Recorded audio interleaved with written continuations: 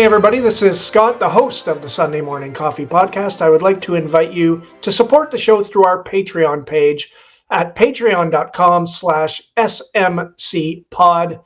That's patreon.com/smcpod, where for only $4 per month, you can get early access to episodes and members only content. Once again, that's patreon.com/smcpod, and I thank you for your support. Tessa Terry, very, very happy to welcome you to the show today. As soon as I saw your post on Facebook, I was immediately intrigued by what you do. So thank you for taking the time to have this chat. Yeah, thank you, Scott. I'm excited to be here. First off, let's just start where I usually start with everybody. If you could just give everyone a little bit of background about yourself, where you're from, a little bit about you, and that'll lead us into the meat of the conversation. Yeah, sure. So I was actually born in Arkansas, and so that's where I grew up. I grew up about an hour outside of Memphis, Tennessee. So music was a really big part of my life, too. I was a musician before anything else. But my parents also owned a Victorian lampshade company, which they still own to this day. So I grew up around a lot of designers and a lot of creativity. We sold to like Paris hotels, New York City restaurants. Actually, the Disney's new Haunted Mansion movie, if you see lampshades there, those are ones that I worked on that I made. Wow. So yeah, it's kind of cool. So growing up that way, I was always inclined to be more creative. And, a 9-to-5 career wasn't ever like in the plans for me. So in 2021, I came across a travel trailer for sale online, and I checked it out, and I really envisioned turning it into a home space, something more high end. And so I bought that totally on a whim. I hadn't ever worked with trailers before. I had home renovation experience, but not with campers. And I bought that, and it came out exactly how I wanted it to. I posted it online. It sold within 24 hours, and I just dove in headfirst. My husband quit his job, and I've been doing this full time ever since. And all it takes is that first success, right? And Exactly. that fuels the passion even more. So did you have an interest before that in camping, in trailers, in traveling the country, any of that, or was it just something that sort of fell into your lap, so to speak? Kind of fell into my lap. Growing up when I was little, like my grandparents had an RV, and I thought it was the coolest thing ever. But actually traveling in them wasn't really the main goal, although I do design them so they can travel. But a lot of my clients use them for home spaces. So, like one client bought hers because she's building a house. It's going to take her a year, and she wanted it as a temporary place to live. Some people Airbnb them out, and then a handful of people also travel with them, and they just want a more luxury, elevated traveling experience. So there's lots of options. When we moved from Arkansas to South Carolina, which was about 9 years ago now, we actually lived and built a tiny house. So I had a little bit of experience with small space living. It teaches you a lot. It teaches you how much storage space is important, things like that. So I have a little bit of experience with tiny living. But yeah, overall, I really just wanted to turn these into usable home-like spaces. And for that first trailer that you did, where did you get your inspiration for what you wanted to accomplish with it? Was it just stuff that you've seen here and there, or was it all stuff that came out of your head? How did that vision reveal itself to you? Yeah, I think that's actually one of the things that I struggle with when it comes to working with custom clients, because I visualize, I'm a visualizer, so I see these designs in my head, and to actually get that out onto paper and to explain it to someone is not my cup of tea. So with that first one, it was just a design that I had been thinking of at the time for a long time, and I knew what it was in my head, and I just wanted to get it out there. But at the same time, it was also a travel trailer, so there was a lot of things I couldn't do. Weight is a huge issue.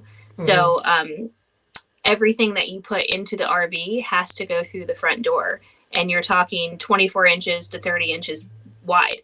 If you want to throw in a massive 300-pound like sofa in there, that's not happening. So, there's a lot of adjusting, and there was a lot of things you had to take into consideration to make it work, which changed the design a little bit. But yeah, it was just really in my head. I had that planned out for a long time, and I made it happen, and changed things as I went along as needed. So when you sell that first trailer, was that the moment that the business was born, or did you have the idea before you even completed the first project that this was something that you wanted to do as a business? Um, I wanted to do it if it was successful. I think I've always wanted to flip homes. That's always been a big goal for me. And honestly, RVs were just a cheaper way to get started. I bought my first house when I was 23 years old. We bought a fixer upper and renovated it. So it wasn't like I was working with like loads of money to begin with. So really, I came across that trailer and it was $6,000. And it was too good of a price to pass up. And I went in with good intentions to start a business, but I also knew that if it failed completely, you make do and you move on, which is kind of just how I live my life. But it came out really well. And actually, after I did that first one, it got noticed by Apartment Therapy, and they did a whole article on me. So that kind of helped me out marketing wise. And yeah, I had it in my mind that if it was successful, if it worked, if the profits were there as much as I thought they were, then I wanted to go in uh, completely. I wanted to do this full time. It's also something that's very time consuming. And my husband and I have 2 kids. We homeschool. We don't do babysitters or anything like that. So his full job is taking care of the kids, and I do this fully. And we knew that we couldn't make this business work if he was also maintaining a 9 to 5. So yeah, we hope for the best, and it worked out really well so far. So when you begin a project, let's say you're starting a new project, you have to look obviously first for the unit to Right. to. So what are your? Do you have a I want to say a checklist as to what you look for in a piece of equipment that you're going to turn into the works of art that you turn them into. Obviously, they have to be structurally sound, et cetera, et cetera. So, do you have kind of a template that you go to for things to look for, things to stay away from, and so on?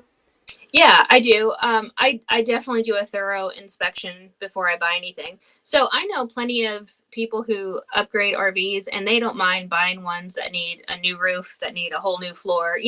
They do that. It's possible anything can be fixed. Typically, for what I do, because of how high end I make them, I don't buy anything with major issues. So if it has major water damage, if there's a current leak or something like that, I don't really mess with anything like that. Another thing I look for is the outer shell, the body. Campers are either fiberglass or aluminum. The aluminum is the grids, and the fiberglass is like the smooth outside. Mm-hmm. Fiberglass typically has less leak issues, and they also hold their value better. So the ones that I buy, I only do fiberglass. Now I've worked on ones that are aluminum for custom clients, but that's a little bit different. When I buy them myself, I get aluminum, and yeah, it's okay to fix little things here and there, but typically if it's a major issue, that's something I stay away from.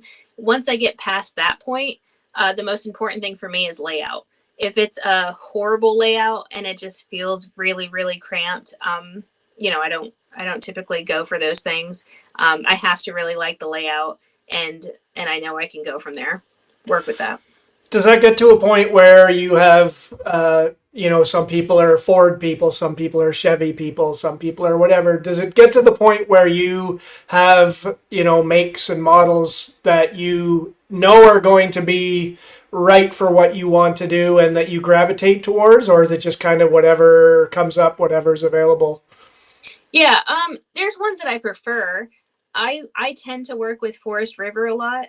Um, just by my own experience and by clients that I've had, they seem to hold up really well. The quality is really there.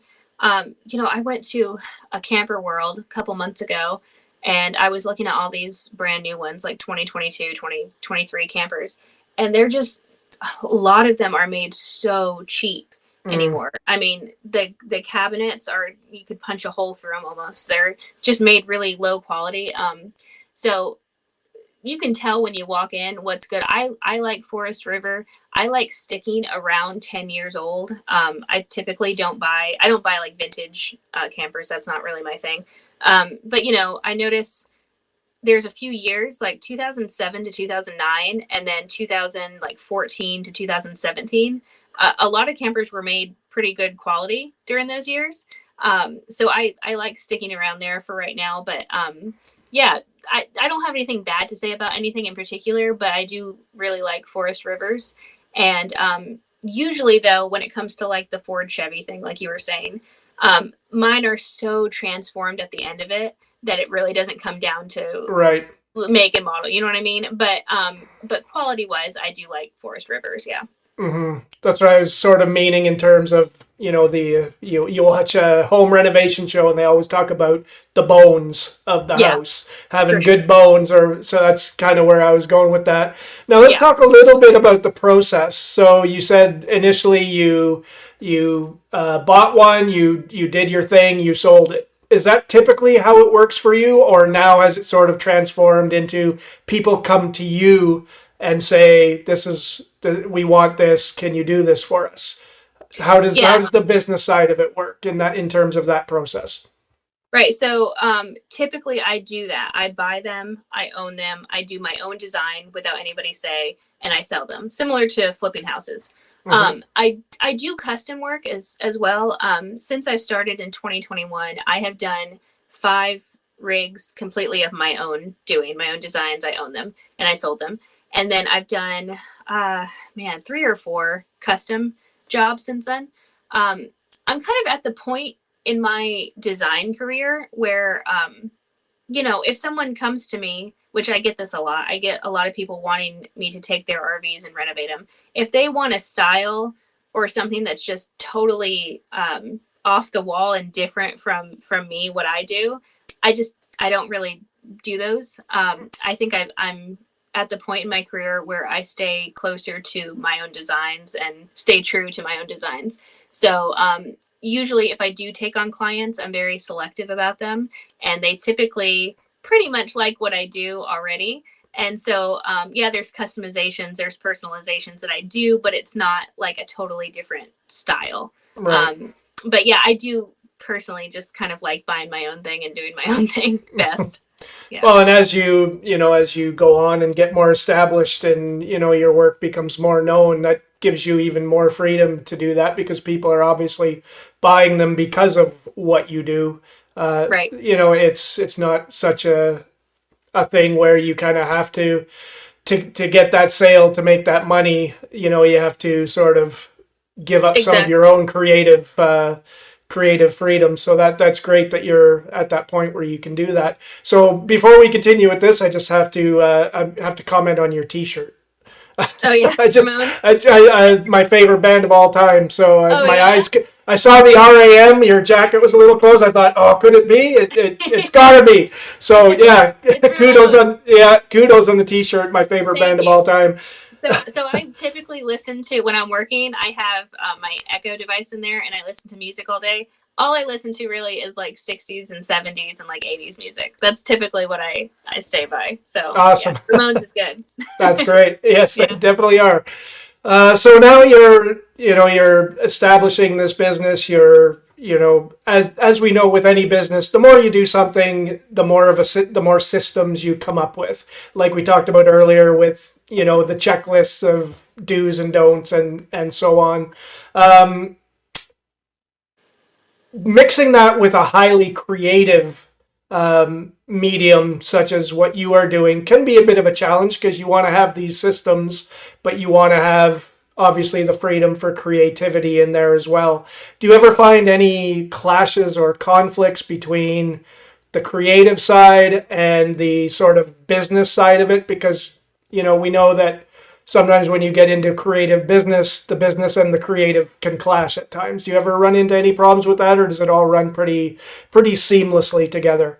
No, I do. I'm not, for example, these days with social media is such a massive part of business. You can't get away from it. You need it.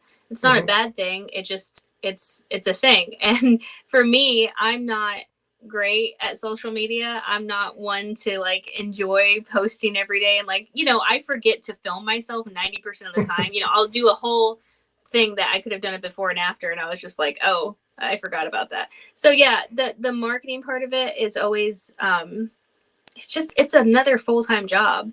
I wouldn't say it like clashes to the point where it becomes difficult, but it, I'm also at the point where I'm starting to consider hiring out to have help with certain things, because social media, and then once it's all done, I do all the pictures myself, I sell them myself, I show them, I do design consulting.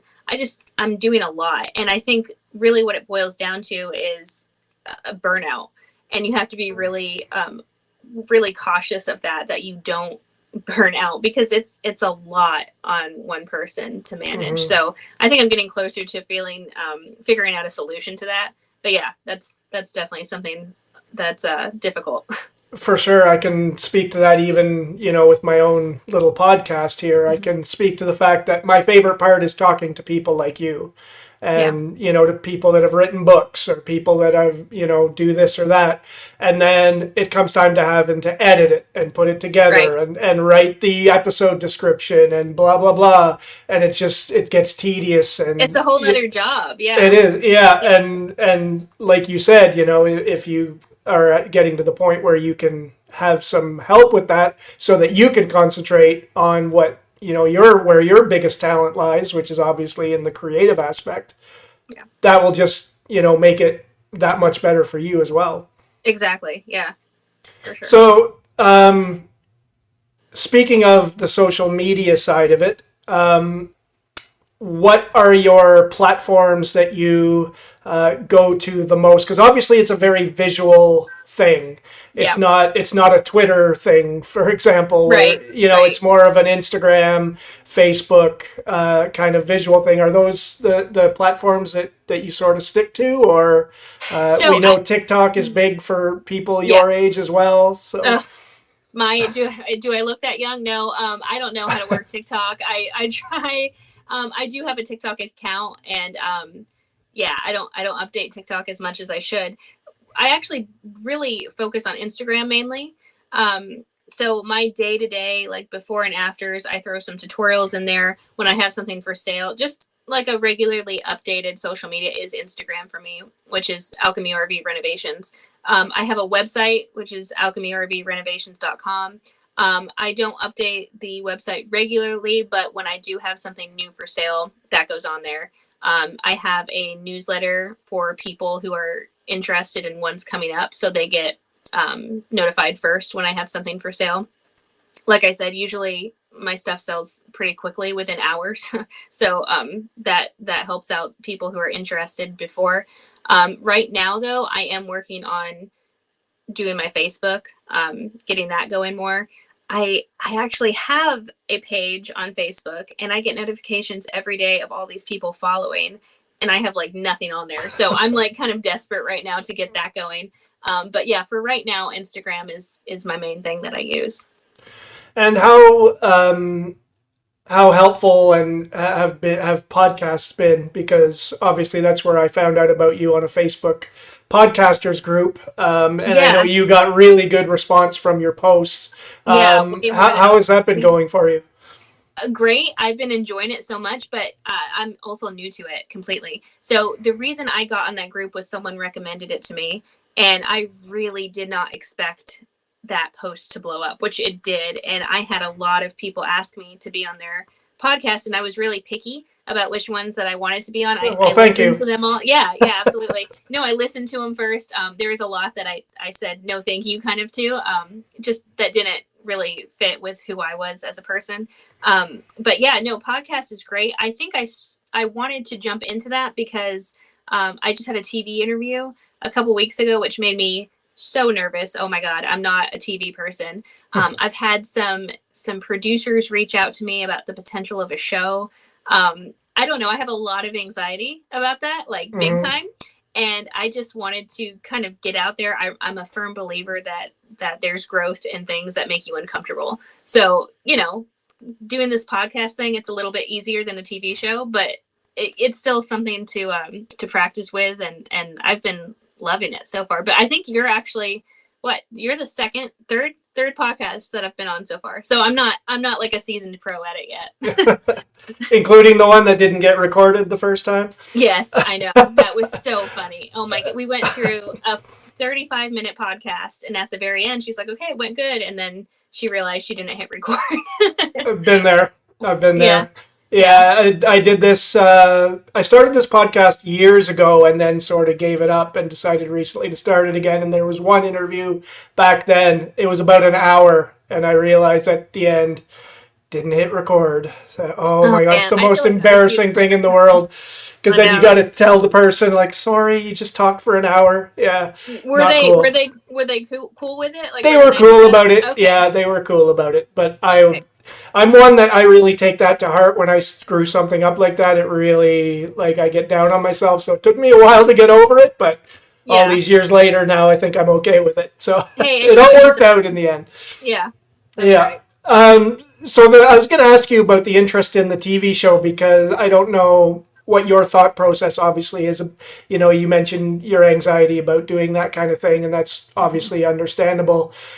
The thing that I would think would be I would be worried that because TV is a very regimented medium, you've got a team of producers and they want the show to turn out a certain way. So Right. is there any worry on your part that maybe that kind of medium would stifle you in some way, or is it strictly the idea of being on TV? It's not the idea of being on TV, but I do agree. I mean, TV's, for lack of a more professional term, it's fake. A lot of it is fake. So even they were telling me, they were like, if you're asked how many can you get out, how many RVs can you get out in a year, you're gonna say like 50. Of course, I couldn't do that single handedly, but you're gonna have a team of 100, 200 people literally doing all the work, and you're just basically the face of the TV. So and I'd be doing designs and stuff too, but I think for me, my big goals in life is to be able to still be creative but also live life on my terms. That's Hmm. success to me. I want to be around my kids. I want to my dream forever has been to move to south of France and really enjoy like a slow life where I can design, but not because I have to financially. Hmm. So to me, that TV is an awesome opportunity. I think if that helped me out with those goals, yeah, I'd embrace it, and I'd still stay true to my designs and whatnot, and make sure that happened. But yeah, it is a different world. It would definitely change some things. It would change a lot of things for sure. For I sure. think the other thing about podcasts as opposed to TV, you mentioned you were on, was it a news segment that you were on?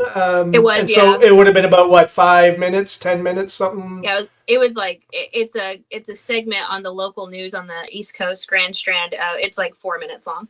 Yeah. Exactly, yeah. So it's really hard to sort of get across, you can get across the basics of what you do and who you are, but I think in longer form mediums like podcasting, it gives you more Yeah. of an opportunity to really get not just what you do out there, but yourself out there as well. People get to know more about you, and people know you like the Ramones now.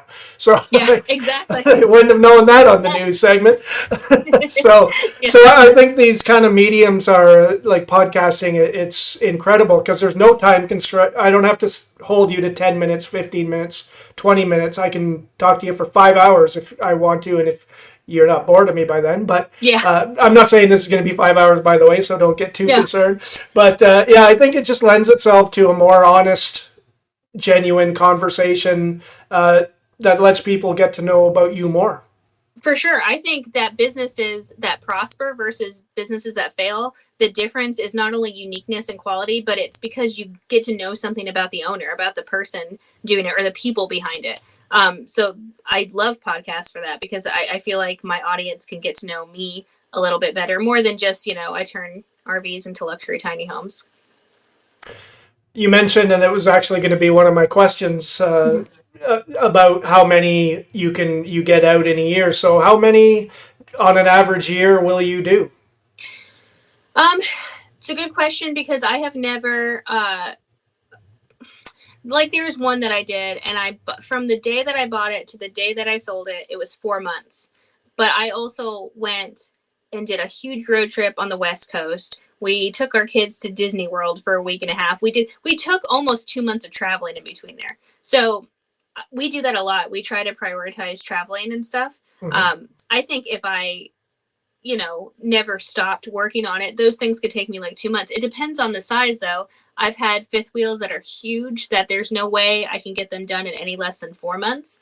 And then I've had smaller projects that I can get done in a month. So really anywhere between there is what you're typically looking at.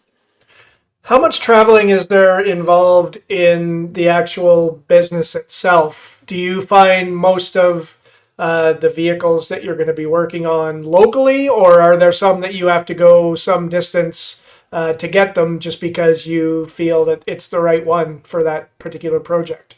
Yeah. Luckily, I live right in between Myrtle Beach and Charleston, so there's a lot of RVs and campers here that are good.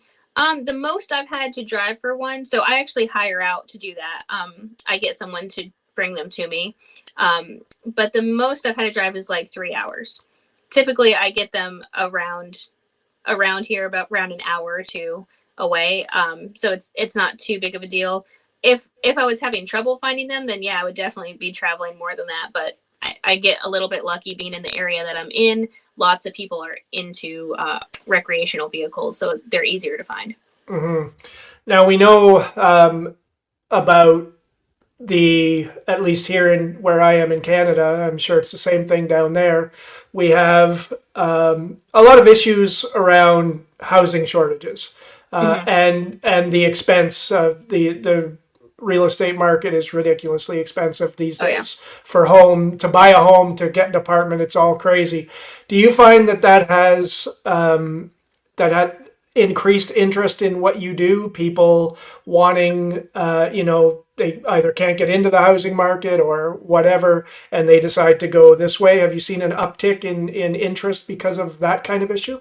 For sure. And that was also the one of my intentions with starting this business because people like me who are millennials, we're younger. We don't have I mean most millennials can't even afford a house for themselves, much less if they want to invest in a second one to Airbnb out or whatever, make a profit. That's just not in the cards for most people. So the RV thing is super cool. There's one that I'm working on right now that I'm going to have up for sale, and when it's done, if it was in the right location, 100% it could be getting 350 to 400 a night. It is incredible, next level. You've never seen anything like it. I'm super excited to finish it up. But that's huge to be able to only spend 80,000 on something like that and then get that income. I mean, you can't do it with houses in this market. It's same here. So yeah, no, for sure. I get a lot of people who are uh, in that age bracket as me looking into this as an option. And do you find a lot of the people that buy from you do turn them into an Airbnb type of thing? Is there much of that, or is it just sort of here and there? Just so far, only one person that I know of is doing the Airbnb thing, and I really don't know. I haven't kept up with her because she's in states away. Other people have actually mostly been traveling with them, so yeah, not too much. I've been looking into Airbnb them out, but I need a better space to put them because that's always a thing that you have to figure out. Not just But in yeah, your front yard. exactly. Yeah. Yeah, that you can make that work, but it might be a little awkward sometimes. Yeah, Yeah. you're taking the dog out or something, Yeah, someone's exactly. backyard at that point. Yeah. Yeah, so like it's incredibly interesting. As I said, I was immediately interested in what you do. So, what was the? Let's go back to the initial moment that you had this idea. What was the inspiration? Obviously, there's the art side, but what was the inspiration for the RV side of it? Was that just how did I that come about? I think I look at space differently from most people.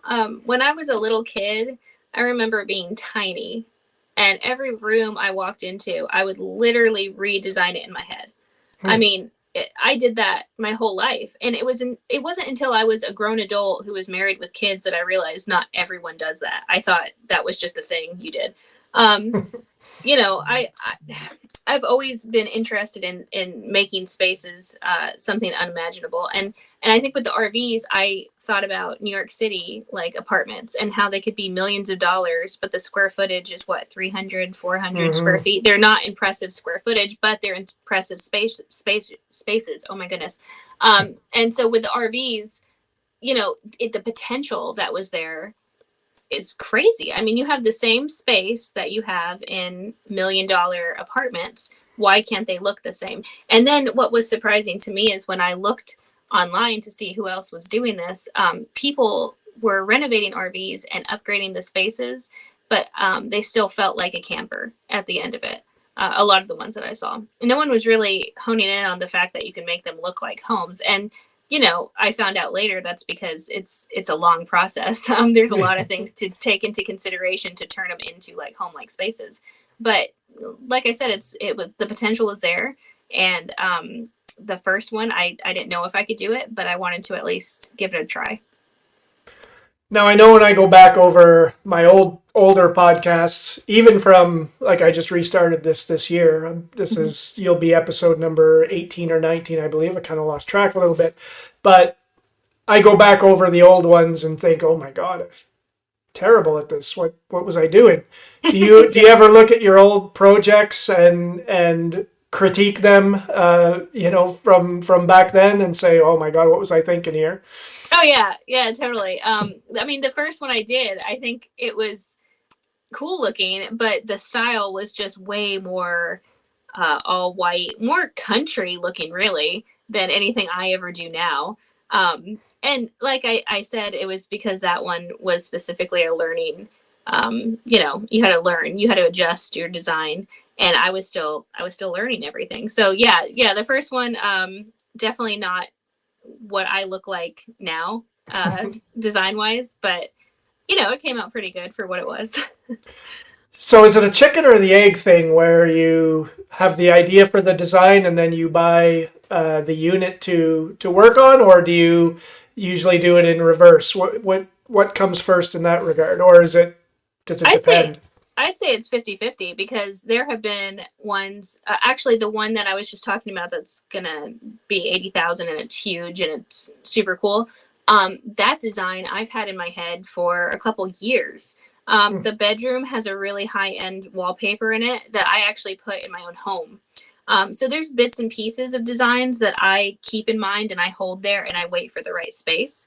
But there's other ones that the setup is so unique. It really requires an on the spot design for that one. So I'd say about 50-50. I'm working on two right now. They're both going to be finished at the beginning of the year, and one I have been designing once I bought it, and the other one I've had the design in my head for years. So Hmm. it really just depends.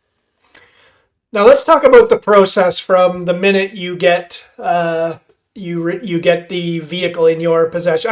I feel like I'm saying the wrong thing. So say vehicle and RV. I don't even know what to And technically they call all it. they all have wheels and they go down the road, so Okay, so vehicle's vehicle. I'm fine. going to say It's vehicle from fine. now. Okay, That's so you fine. you get the vehicle in your possession. Hmm. What?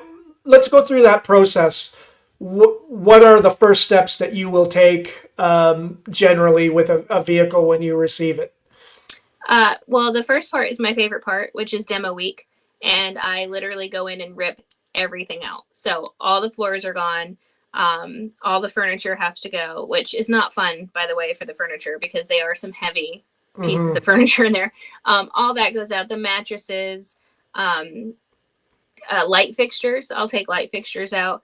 Of course, I'll leave some in for light, but I do demo. It depends on what's coming out. Sometimes cabinets come out. It just depends on each one.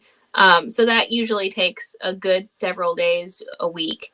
Um, and then I typically like to prep my entire space, which takes way more time than you would think. So with my painting process, for example, it's extremely arduous. I sand everything really well. I clean it really good with TSP substitute. I prime it. I do a couple coats of primer, and then you're looking at several coats of paint. It takes a long time. So I try to get everything cleaned and everything prepped. So all my walls and cabinets are prepped. And I can do that without even having a design in mind. So that's just kind of the standard. I have to get all this done before I start. So pretty much when you finish the demo, are we basically looking at like what I picture as like a box truck basically left or You know, slide outs and things, there won't be furniture in there, but I keep my cabinets in. So like major things like that, yeah, the cabinets are there, but it's pretty empty after demo week. Yeah. and obviously you have to have like you've got obviously the artistic ability, the design ability, but you have to have the uh, the ability to do everything else, the Yeah. woodworking, the painting, the everything. Is that something that you have always done and been interested in, or did you kind of learn that as you went along? Um, it's always something I've done and been interested in. I actually enjoy the work part of it more than the designing part. So a lot of people, believe it or not, come to me and say like, "Oh, you're so good at decorating. Who does all the work for you?" I do everything, and I enjoy it a lot. I have, like I said before, I have home renovation experience, but no matter how much home experience you have, campers are just different. Hmm. For example, you're working with 12-volt lighting, so all the electrical is different. The plumbing's a whole different mess. Painting is different, so it's a lot learn as you go. I had to try and fail on some things to learn the best way to do it. But as you go along and you really hone on your craft, it becomes easier. And I'm still learning, but yeah, I enjoy that part probably even more than the design part of it. So let's get into the actual workspace that you're working in. Are you in a garage? Are you like, what is your actual work area like when you're doing this work? So a lot of it happens in the RV. I mean, you can't take cabinets out and paint them and stuff like that. You could take cabinet doors and whatnot, but yeah, a lot of the work happens in the RV. I also have a 700 square foot shed that I had built in my backyard. So that has a lot of my tools and a lot of my setup. I can go out there and paint cabinet doors. I can, store things in, but I'd say 80-85% of the work happens in the RV. And, I even, when it's cold outside and stuff and I can't paint in my other shed, I'll paint in the RV with the heat on and stuff like that. So the RV itself is not in a garage Right. Yeah. while you're working. It's actually outside. Yeah. Yep. It's And I outside. guess that's easier in South Carolina than it would be here in Canada for because We don't get snow really. I've been here for 9 years and it snowed once and stuck. And then I know some people who have lived in this town for 50 years, and I think they said it snowed like 4 times or something. So it doesn't get too bad. The temperatures are pretty mild. Yeah, I'm sure if I had a snow freezing, climate, then a garage would be necessary. But here it's pretty nice. for sure. Yeah. So when you started doing this, you started the first one. Did you have a grand vision of where you wanted this to go? Like, did you even think about, oh, eventually I'm going to have a team to do my marketing, this, that, the other, or was it just kind of flying by the seat of your pants? And, as you started to have to do all these things, social media, marketing, podcasts, is that when you thought, yeah, I could really use some help with this? I think that's a loaded question for me personally because I am such a perfectionist. And I remember when I was a teenager, I had a job. I was a barista for years and I worked at Starbucks. And I remember my manager, it was like my quarterly, they had to tell you how you're doing. And she told me, she was like, "You're so good at everything, blah, blah, blah, blah, blah." She was like, "But you're horrible at delegating tasks." She was Mm. like, "You are the worst person I've ever seen at you do everything yourself and you like don't even give time for people to help you." I think that's just part of my personality. I've been an overachiever since I've been a little kid. And I'm kind of at the point in my life where I'm realizing uh, it's not about impressing anybody with how much you can do. if there was a quote that said, and I forgot who said it, but it said if the ladder's leaning against the right, if the ladder isn't leaning against the right wall, then every step you take is just going to get you to the wrong place faster.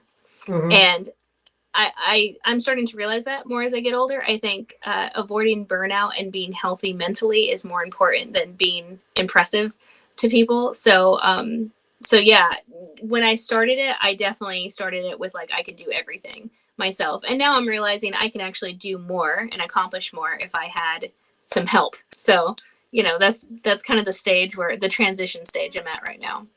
How difficult do you think it'll be difficult for you to give up a little bit? Not that you're giving up control, because you're still obviously the end point of everything. But Yeah.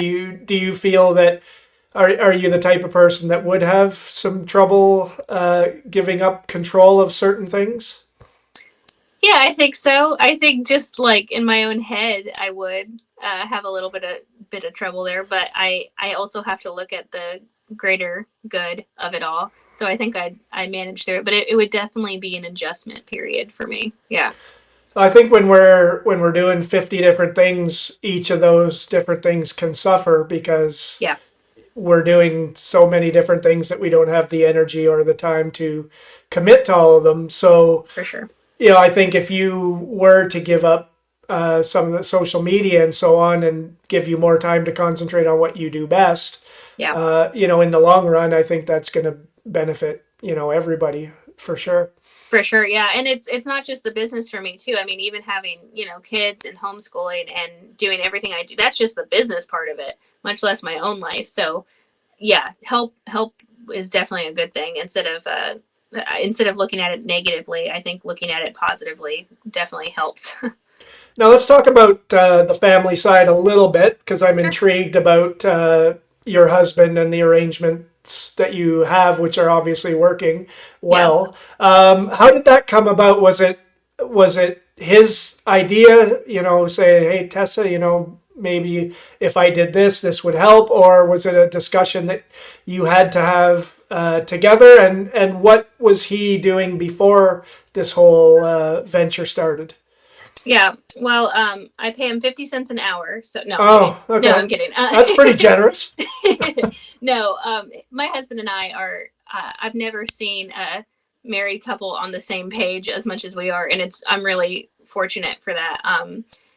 When it came to the business, both his parents were military, and his dad actually was quite a bit older than his mom, and he retired the day before my husband was born. So he was a stay-at-home dad, Okay. and yeah, and his mom worked, and so that was just his upbringing. He is the best dad, and he's great at doing all that in the house, and so he loves it. That wasn't a hard transition for him at all. Before I started this, he was actually working at T-Mobile, and we had to get that job because we wanted to buy the house, and we had to have a couple years of that kind of job to get the house. And he was working at a call center, but he was driving an hour up and an hour back and working 10-hour days, and he just couldn't be there. I mean, by the time he got Hmm. home, he was exhausted. We just didn't want that kind of life for our kids. We didn't want to live like that. So that definitely motivated us to find something else. But it made it even that much better when this business worked out so well. So, Hmm. and I work from home still. I mean, I'm in my yard. So when I work, I'm coming in and out of the house. If we need to go somewhere, we all go grocery shopping together, that kind of thing. So it's nice that we get to keep all close together, but he loves what he does and he's great at it. That's great. Yeah. That certainly like takes so much of the pressure off because if he had to have a job, like you mentioned, Yeah. then you have to find something to do with the kids, and then there's Right. that whole thing, and it just yeah. Yeah. And like you said, an hour each way to work in a call center, like Yeah. that's not something that I would want to do. It is soul sucking. So Oh, yeah. absolutely. So that Yeah. that's terrific. Yeah, it sounds like it couldn't have worked out any better for both of you. He's getting to do what he loves, you're getting to do what you love, and you get to do it, Exactly. as a family. So that's fantastic. Yeah, for sure. And we've been married almost 10 years now. So I actually got married when I was 19, which is crazy. Because I was always like anti getting married. I thought I would be on my own forever. But we've been married for a long time, and it's neat looking back at where we started in Arkansas. I was, where did I work? I was being a barista at the time when I got married. We've came so far. We got to move to the beach where we wanted to. And then with this business, it all feels very perfectly laid out, honestly. You're only a few steps away from the south of France, it sounds like. Yep. Only man, that's his goal too. We're like on the same focus thing on the south of France. Now, is that something that, because I know visualization is very important when you're working towards something. Yeah. With this podcast, I have ideas in my head about where I want it to go and what I want to do with it. Is that something that you do as well, that you keep those goals in the forefront of your mind? Because I'm sure, like you love what you do, but with anything that you do as a living, there's going to be those days when you don't feel like it, or things aren't going quite right, or whatever it may be, you're just having a bad day. Do you keep those goals at the forefront of your mind, and your husband as well? Do you talk about them? Is that something you guys do? I'd say at least once a week we have, because every night when we put the kids to bed, we have like a little ritual, and we'll watch like Little House on the Prairie together, and we'll have hot tea, and we'll have, our relaxing time, but we always have time to talk about those things. And visualization has been what has got us to this point 100%. We talk about that all the time. I write things down in a way that I already have them, and this is, what I've done to get them. So I don't believe in just wishing for things and thinking about things and they happen. I know the work have to be put in. But I also think it's important to keep your goals at the forefront and keep reminding yourself of them. 100% though. Visualization is top tier, how you make it happen, for sure. I know one of my things with the podcast is, one of the things that I really had to teach myself to not do is to look at the statistics every day. Yeah. Look at how many people watched this episode, because I would find I became a slave to those numbers, and I would get down if they weren't what I thought they should be. Is there anything like that you deal with as you go through this journey, where maybe you want things to be happening quicker or in a certain different way, and you just have to shut those thoughts out of your head and say, no, stick to the process. This is what has gotten me this far. I'm just going to keep doing it. Is there anything similar that you have to tell yourself not to do? Yeah. Social media, looking at things like that, man, that can get you down quick. I'm happy with how the business is growing. For me, I think what's kind of disheartening is the lack of other business owners or people in my circle that are, there's a lot of like influencer culture out there. There's a lot of businesses that reach out to me, and it's so shallow. There's just no depth there. So I think that's something I have to keep in mind, is that for me with my business, every time I post on social media, it's not to follow a trend. It's not to get a ton of views. It's to authentically connect with people who are genuinely interested in my craft. It's not because I'm a woman-owned business. It's not because I can like dance to TikTok trends, which I can't. It's not, it's not because of fake reasons. It's because of my work that I do. And, if you want to grow on social media, if you want to get famous quickly, a lot of times it's not because of how great you are at your craft. It's for something else. So it's a process, and I'm here for it, and I embrace slowness of it, as long as I'm being authentic and I'm actually producing good work. That's what that's the effort that I put in for myself. I find with you mentioned the influencer society that we live in. I think that's a really good point, because I see so many people on Instagram, TikTok, whatever, and it's like, oh, here's me with this great product, but for some reason I'm wearing a bikini. It's like, what are you doing? Why? And that a lot of the attention they get is not because of that product, Right. that they are selling. Yeah. It's like they're selling a different product, if you know what I mean. Yeah. And and for you, obviously, you are selling what we see, behind you on your screen. Does it frustrate you to see people, that not just that are doing that, but that are getting results from something so shallow and so surface, where you have to work harder to get that kind of reach to what you're doing? Is there any frustration there, or is it just live and let live? They do what they do, I do what I do.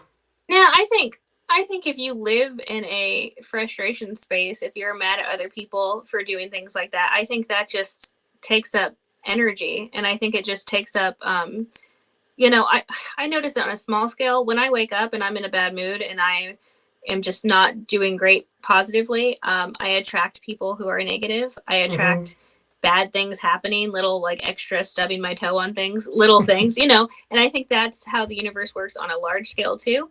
And I think that if I even give those people airtime in my head, that takes up space, and I just don't have the space for it. And also, going viral and getting like famous online, that's not my success to me. Mm-hmm. So I feel like we're just on different paths in life, and that's okay. You do you, I do me, kind of thing. Mm-hmm. Yeah. Exactly. And you mentioned, waking up in a bad mood and attracting that. That's one of the things that I've sort of changed. Is I used to be one that, I would post all my political opinions on Facebook or Twitter or whatever, and get in back and forths with people. And Yeah. now I'm like, why did I ever do that? That's Yeah. just wasted energy, and it's just, I'm not going to change anybody's mind. They're not Yeah. going to say, "Oh, by God, you have a point. You're right." Yeah. That never happens. Yeah. So just cut all that garbage out, and talk to people like you that are doing cool things, that are doing Yeah. creative things. That's so much more rewarding than wallowing in the negative. For sure, because even if you were successful and every single person who read that post changed to be just like you, what's the point? I mean, Hmm. there's no win there. The Yeah. win is being exactly who you wanted to be and getting what you wanted out of life, not everybody else to get something different. So, yeah, I mean, when you step back and you get the emotional part out of it, I think that's where the growth is. So, Tessa, what are you working on right now? What project do you have going on at the moment? So I have two fifth wheels that I'm working on.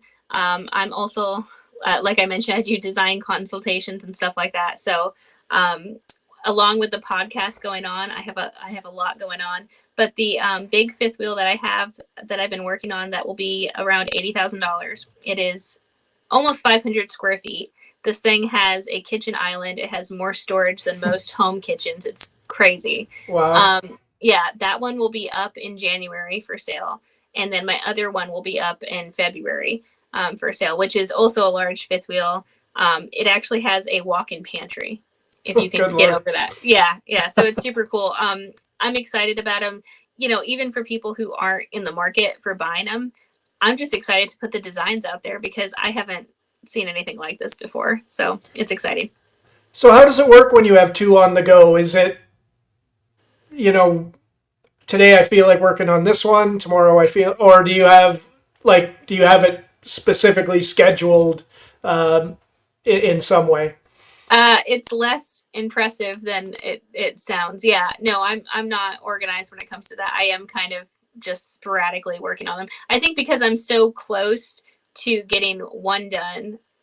Right now, my main focus is on that one because I'm so at the end. But yeah, at the beginning, I don't know. I wasn't as organized as I should be. I was just kind of working in whatever one I felt like at the day. And then, you order things too online and you have to wait for them to come in and stuff. So when I'm waiting That's a on good one point. thing, I'm doing something else. Yeah. Yeah, that's a good point. Yeah. All right, so before we wrap up, why don't you just go ahead once again? I know you did it earlier, but feel free to promote website, social media, anything that you would like to draw people towards, and we'll get it out there. Yeah, sure. Thank you. So my Instagram is what I keep updated most, and it's Instagram. Username is Alchemy RV Renovations. And my website is alchemyrvrenovations.com, and that's where I will be posting all my new stuff for sale on. That's awesome. Well, Yeah, Tessa, I really appreciate your time today. It's fascinating and will absolutely. definitely draw people to your social media. And I'm going to head over to Instagram and check out what you're doing there. It's been great fun to talk to you. Yeah, you too. Thank you so much for having me, truly. It's been a pleasure.